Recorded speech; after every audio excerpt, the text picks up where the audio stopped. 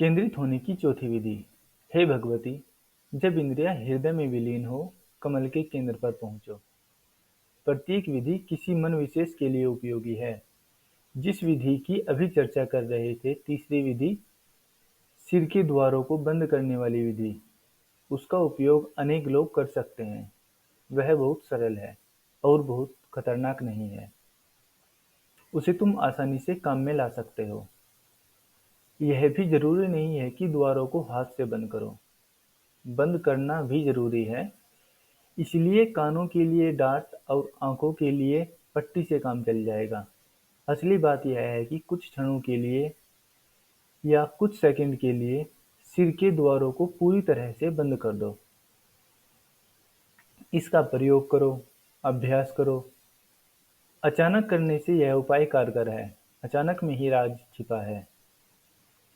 बिस्तर में पड़े पड़े अचानक सभी द्वारों को कुछ सेकंड के लिए बंद कर लो और तब भीतर देखो क्या होता है। जब तुम्हारा दम घुटने लगे, क्योंकि श्वास भी बंद हो जाएगी, तब भी इसे जारी रखें और तब तक जारी रखो जब तक कि यह असह्य न हो जाए। और जब असह्य हो जाए, तब तुम द्वारों को ज्यादा देर बंद नहीं रख सकोगे,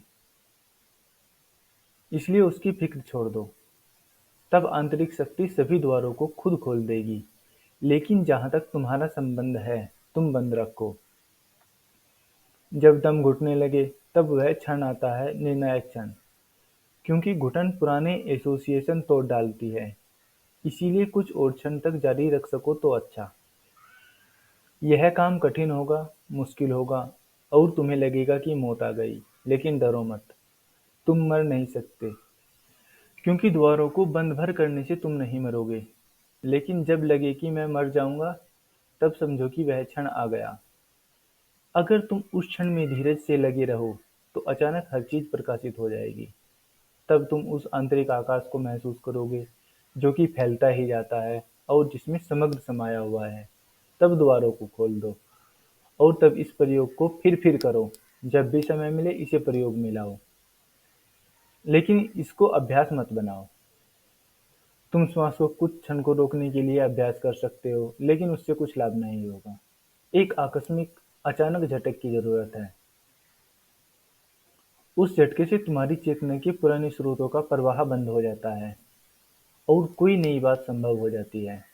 भारत में अभी भी सर्वत्र अनेक लोग इस विधि का अभ्यास करते हैं, लेकिन कठिनाई यह है कि वे अभ्यास करते हैं, जबकि यह एक अचानक विधि है। अगर तुम अभ्यास करो तो कुछ भी नहीं होगा, कुछ भी नहीं होगा। अगर मैं तुम्हें अचानक इस कमरे से बाहर निकाल फेंकूंगा, तो तुम्हारे विचार बंद हो जाएंगे। लेकिन अगर हम रोज रोज इसका अभ्यास करें तो कुछ नहीं होगा। तब वह एक यांत्रिक आदत बन जाएगी। इसलिए अभ्यास मत करो, जब भी हो सके इसका प्रयोग करो। तो धीरे धीरे तुम्हें अचानक एक आंतरिक आकाश का बोध होगा। वह आंतरिक आकाश तुम्हारी चेतना में तभी प्रकट होता है, जब तुम मृत्यु के कगार पर होते हो। तब तुम्हें लगता है कि अब मैं एक क्षण भी नहीं जीऊंगा, अब मृत्यु निकट है। तभी वह सही क्षण आता है, इसलिए लगे रहो, डरो मत। मृत्यु इतनी आसान नहीं है। कम से कम इस विधि को प्रयोग में लाते हुए कोई व्यक्ति अब तक नहीं मरा है। इसमें अंतर्निहित सुरक्षा के उपाय हैं। यही कारण है कि तुम नहीं मरोगे। मृत्यु से पहले आदमी बेहोश हो जाता है। इसीलिए होश में रहते हुए यह भाव आए कि मैं मर रहा हूं, तो डरो मत। तुम अब भी होश में हो, इसलिए मरोगे नहीं। और अगर तुम बेहोश हो गए, तो तुम्हारी सांस चलने लगेगी। तब तुम उसे रोक नहीं पाओगे। और तुम कान के लिए डांट काम में ला सकते हो, आंखों में पट्टी बांध सकते हो, लेकिन नाक और मुंह के लिए कोई डांट का उपयोग नहीं करते हैं, क्योंकि तब वह संघातक हो सकता है। कम से कम नाक को छोड़ रखना ठीक है, उसे हाथ से ही बंद रखो। उस हालत में जब बेहोश होने लगोगे, तो हाथ अपने आप ढीला हो जाएगा और श्वास वापस आ जाएगी। तो इसमें अंतर्निहित सुरक्षा है। यह विधि बहुतों के काम की है। चौथी विधि उनके लिए है जिनका हृदय बिल्कुल विकसित है, जो प्रेम और भाव के लोग हैं, भाव-प्रवण लोग हैं। हे भगवती, जब इंद्रियां हृदय में विलीन हो, कमल के केंद्र पर पहुंचो। यह विधि हृदय प्रधान व्यक्ति के द्वारा काम में लाई जा सकती है। इसलिए पहले यह समझने की कोशिश करो कि हृदय प्रधान व्यक्ति कौन है, तब यह विधि समझ सकोगे। जो हृदय प्रधान है उस व्यक्ति के लिए सब कुछ हृदय ही है। अगर तुम उसे प्यार करोगे तो उसका हृदय उस प्यार को अनुभव करेगा, उसका मस्तिष्क नहीं। मस्तिष्क प्रधान व्यक्ति प्रेम किए जाने पर भी प्रेम का अनुभव मस्तिष्क से लेता है। वह उसके संबंध में सोचता है, आयोजन करता है। उसका प्रेम भी मस्तिष्क का ही सुचिंतित आयोजन होता है। लेकिन भावपूर्ण व्यक्ति तर्क के बिना जीता है। वैसे हृदय के भी अपने तर्क हैं, लेकिन हृदय सोच विचार नहीं करता। अगर कोई तुम्हें पूछे कि क्यों प्रेम करते हो और तुम उसे क्यों का जवाब दे सको, तब मस्तिष्क प्रधान व्यक्ति हो। और अगर तुम कहो कि मैं नहीं जानता, मैं सिर्फ प्रेम करता हूँ, तो तुम हृदय प्रधान व्यक्ति हो। अगर तुम इतना भी कहते हो कि मैं उसे इसलिए प्यार करता हूँ कि वह सुंदर है, तो वहाँ बुद्धि आ गई। हृदयोन्मुख व्यक्ति के लिए कोई सुंदर है इसलिए है कि वह उसे प्रेम करता है। मस्तिष्क वाला व्यक्ति किसी को इसलिए प्रेम करता है कि वह सुंदर है। बुद्धि पहले आती है और तब प्रेम आता है। हृदय प्रधान व्यक्ति के लिए प्रेम प्रथम है और शेष चीजें प्रेम के पीछे पीछे चली आती हैं। वह हृदय में केंद्रित है, इसीलिए जो भी घटित होता है वह पहले उसके हृदय को छूता है। जरा अपने को देखो, हर एक क्षण तुम्हारे जीवन में अनेक चीजें घटित हो रही हैं। वे किसी स्थल को छूती है। तुम जा रहे हो और एक भिखारी सड़क पार करता है। वह भिखारी तुम्हें कहाँ छूता है? क्या तुम आर्थिक परिस्थिति पर सोच विचार करते हो? क्या तुम यह विचारने लगते हो कि कैसे कानून के द्वारा भिखमंगी बंद की जाए, या कि कैसे एक समाजवादी समाज बनाया जाए जहाँ भिखमंगे न हो? यह एक मस्तिष्क प्रधान आदमी है जो ऐसा सोचने लगता है। उसके लिए भिखारी महज विचार करने का आधार बन जाता है। उसका हृदय अस्पर्शित रह जाता है। सिर्फ मस्तिष्क स्पर्शित होता है। वह इस भिखारी के लिए अभी और यहाँ कुछ करने नहीं जा रहा है। नहीं, वह साम्यवाद के लिए कुछ करेगा। वह भविष्य के लिए, किसी उटोपिया के लिए कुछ करेगा। वह उसके लिए अपना पूरा जीवन भी दे दे, लेकिन अभी तत्क्षण वह कुछ नहीं कर सकता। मस्तिष्क सदा भविष्य में रहता है। हृदय सदा यहाँ और अभी रहता है। एक हृदय प्रधान व्यक्ति अभी भी भिखारी के लिए कुछ करेगा। वह भिखारी आदमी है, आंकड़ा नहीं। मस्तिष्क वाले आदमी के लिए वह गणित का आंकड़ा भर है। उसके लिए भिखमंगी बंद करना समस्या है। इस भिखारी की मदद की बात अप्रासंगिक है। तो अपने को देखो, परखो। देखो कि तुम कैसे काम करते हो। देखो तुम हृदय की फिक्र करते हो या मस्तिष्क की। हृदयोन्मुख व्यक्ति हो तो यह विधि तुम्हारे काम की है। लेकिन यह बात भी ध्यान रखो कि हर आदमी अपने को धोखा देने में लगा है कि मैं हृदयोन्मुख व्यक्ति हूँ। हर आदमी सोचता है कि मैं बहुत प्रेमपूर्ण व्यक्ति हूँ, भावुक किस्म का हूँ। क्योंकि प्रेम एक ऐसी बुनियादी जरूरत है कि अगर किसी को पता चले कि मेरे पास प्रेम करने वाला हृदय नहीं है, तो वह चैन से नहीं रह सकता। इसीलिए हर आदमी ऐसा सोचे और माने चले जाता है। लेकिन विश्वास करने से क्या होगा? निष्पक्षता के साथ अपना निरीक्षण करो, ऐसे जैसे कि तुम किसी दूसरे का निरीक्षण कर रहे हो, और तब निर्णय लो। क्योंकि अपने को धोखा देने की जरूरत क्या है और उससे लाभ भी क्या है? और अगर तुम अपने को धोखा दे भी दो, तो तुम विधि को धोखा नहीं दे सकते। क्योंकि तब विधि का प्रयोग करने पर तुम पाओगे कि कुछ भी नहीं होता। लोग मेरे पास आते हैं, मैं उनसे पूछता हूँ कि तुम किस कोटि के हो। उन्हें यथार्थतः कुछ नहीं पता। उन्होंने कभी इस संबंध में सोचा ही नहीं कि वे किस कोटि के हैं। उन्हें अपने बारे में धुंधली धारणाएं हैं, दरअसल मात्र कल्पनाएं हैं। उनके पास कुछ आदर्श हैं, कुछ प्रतिमाएं हैं, और वे सोचते क्या चाहते हैं कि हम वे प्रतिमाएं होते। सच में वे हैं नहीं। और अक्सर तो यह होता है कि वे ठीक उसके विपरीत होते हैं। इसका कारण है, जो व्यक्ति जोर देकर कहता है कि मैं हृदय प्रधान आदमी हूँ, हो सकता है वह ऐसा इसलिए कह रहा हो कि उसे अपने हृदय का अभाव खलता है और वह भयभीत है।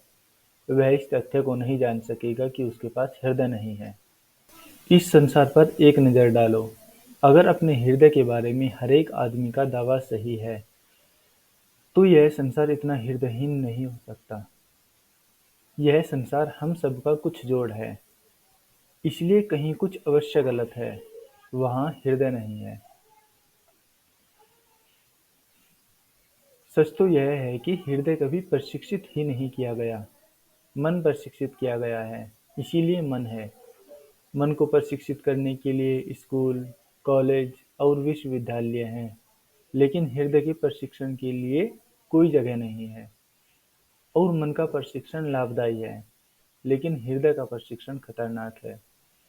क्योंकि अगर तुम्हारा हृदय प्रशिक्षित किया जाए, तो तुम इस संसार के लिए बिल्कुल व्यर्थ हो जाओगे। यह सारा संसार तो बुद्धि से चलता है। अगर तुम्हारा हृदय प्रशिक्षित हो तो तुम पूरे ढांचे से बाहर हो जाओगे। यह सारा संसार दाएं जाता रहेगा, तुम बाएं चले जाओगे। सभी जगह तुम अड़चन में पड़ोगे। सच तो यह है कि मनुष्य जितना अधिक सुसभ्य बनता है, हृदय का प्रशिक्षण उतना ही कम हो जाता है। हम तो उसे भूल ही गए हैं। भूल गए हैं कि हृदय भी है या उसके प्रशिक्षण की जरूरत है। यही कारण है कि ऐसी विधियां जो आसानी से काम कर सकती थी, कभी काम नहीं करती। अधिकांश धर्म हृदय प्रधान विधियों पर आधारित है। ईसाईयत, इस्लाम, हिंदू और अन्य कई धर्म हृदयोन्मुख लोगों पर आधारित हैं। जितना ही पुराना कोई धर्म है, वह उतना ही अधिक हृदय आधारित है। जब वेद लिखे गए और हिंदू धर्म विकसित हो रहा था, तब लोग हृदयोन्मुख थे। उस समय मन प्रधान लोग खोजना मुश्किल था। लेकिन अभी समस्या उल्टी है। तुम प्रार्थना नहीं कर सकते, क्योंकि प्रार्थना हृदय आधारित विधि है। यही कारण है कि पश्चिम में जहाँ ईसाईयत का बोलबाला है और ईसाईयत, खासकर कैथोलिक ईसाईयत, प्रार्थना का धर्म है, प्रार्थना कठिन हो गई है। ईसाईयत में ध्यान के लिए कोई स्थान नहीं है। लेकिन अब पश्चिम में भी लोग ध्यान के लिए पागल हो रहे हैं। कोई अब चर्च नहीं जाता है, और अगर कोई जाता भी है तो वह महज औपचारिकता है, रविवारीय धर्म। क्यों? क्योंकि आज पश्चिम का जो आदमी है, उसके लिए प्रार्थना सर्वथा असंगत हो गई है। ध्यान ज्यादा मनोन्मुख है, प्रार्थना ज्यादा हृदयोन्मुख व्यक्ति की ध्यान विधि है। यह विधि भी हृदय वाले व्यक्ति के लिए ही है। हे भगवती, जब इंद्रियां हृदय में विलीन हो, कमल के केंद्र पर पहुंचो। इस विधि के लिए क्या करना है? जब इंद्रियां हृदय में विलीन हो, प्रयोग करके देखो, कई उपाय संभव हैं। तुम किसी व्यक्ति को स्पर्श करते हो, अगर तुम हृदय वाले आदमी हो, तो वह शीघ्र ही तुम्हारे हृदय में पहुंच जाएगा और तुम्हें उसकी गुणवत्ता महसूस हो सकती है। अगर तुम किसी मस्तिष्क वाले व्यक्ति का हाथ अपने हाथ में लोगे, तो उसका हाथ ठंडा होगा, शारीरिक रूप से नहीं, भावनात्मक रूप से। उसके हाथ में एक तरह का मुर्दापन होगा। और अगर वह व्यक्ति हृदय वाला है, तो उसके हाथ में एक ऊष्मा होगी। तब उसका हाथ तुम्हारे साथ पिघलने लगेगा। उसके हाथ से कोई चीज निकलकर तुम्हारे भीतर बहने लगेगी और तुम दोनों के बीच एक तालमेल होगा, ऊष्मा का संवाद होगा। यह ऊष्मा हृदय से आ रही है, यह मस्तिष्क से नहीं आ सकती, क्योंकि मस्तिष्क सदा ठंडा और हिसाबी है। हृदय ऊष्मा वाला है, वह हिसाबी नहीं है। मस्तिष्क सदा सोचता है कि कैसे ज्यादा लें, हृदय का भाव रहता है कि कैसे ज्यादा दें। वह जो ऊष्मा है, वह दान है, ऊर्जा का दान, आंतरिक तरंगों का दान, जीवन का दान। यही वजह है कि तुम्हें उसमें एक गहरे घुलने का अनुभव होगा। स्पर्श करो, छुओ, आंखें बंद करो और किसी चीज को स्पर्श करो। अपने प्रेमी या प्रेमिका को छुओ, अपनी माँ को या बच्चे को छुओ, या मित्र को या वृक्ष को। या महज धरती को छुओ। आंखें बंद रखो और धरती और अपने हृदय के बीच, प्रेमिका और अपने बीच होते आंतरिक संवाद को महसूस करो। भाव करो कि तुम्हारा हाथ ही तुम्हारा हृदय है, जो धरती को स्पर्श करने को बड़ा है। स्पर्श की अनुभूति को हृदय से जुड़ने दो। तुम संगीत सुन रहे हो, उसे मस्तिष्क से मत सुनो। अपने मस्तिष्क को भूल जाओ और समझो कि मैं बिना मस्तिष्क के हूँ, कोई मेरा सिर नहीं है। अच्छा है कि अपने सोने के कमरे में एक चित्र रख लो जिसमें सिर न हो। उस पर ध्यान को एकाग्र करो और भाव करो कि तुम बिना सिर के हो। सिर को आने ही मत दो और संगीत को हृदय से सुनो। भाव करो कि संगीत तुम्हारे हृदय में जा रहा है।